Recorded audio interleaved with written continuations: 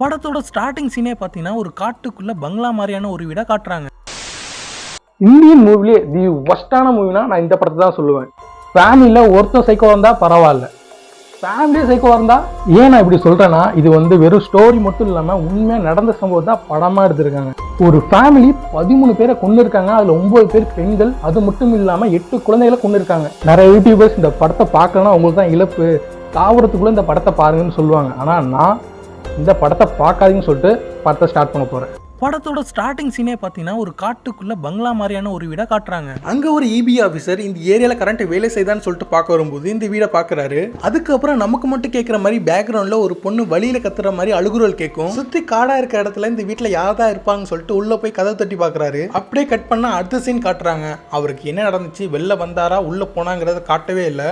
அடுத்த சீனில் தான் இந்த படத்தோட மெயின் 2 கேரக்டர்ஸை காட்டுறாங்க. இவங்க 2 பேருமே இந்த ஸ்கூலில் டீச்சராக வேலை செய்கிறாங்க. இந்த ஸ்கூல்லேருந்து இவங்களுக்கு 2 பேருக்குமே ஒரு டியூட்டி கொடுக்குறாங்க.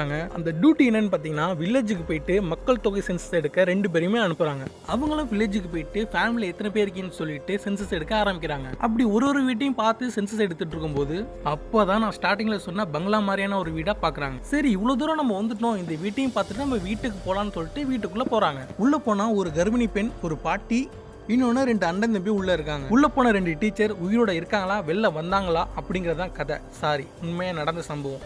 தயவு செஞ்சு இந்த படத்தை பார்க்காதீங்க. ஏன்னா இந்த படத்தை பார்த்துட்டு ஒரு 10-15 நாளாவே என்னோட மைண்ட் வந்து டிஸ்டர்பிங்காகவே தான் இருந்துச்சு. அப்படிலாம் இல்லை ப்ரோ, நான் எந்த படம் பார்த்தாலும் நான் பயங்கரமாக பார்ப்பேன், எனக்கு டிஸ்டர்ப்லாம் ஆகாது மைண்டுன்னு சொல்கிறவங்களுக்கு இந்த படத்தை இதில் பார்க்கணும் நான் சொல்கிறேன். முக்கியமாக கேர்ள்ஸ் இந்த படத்தை பார்க்காதீங்க. அது மட்டும் இல்லாமல் ஃபேமிலியோட இந்த படத்தை பார்த்துடாதீங்க.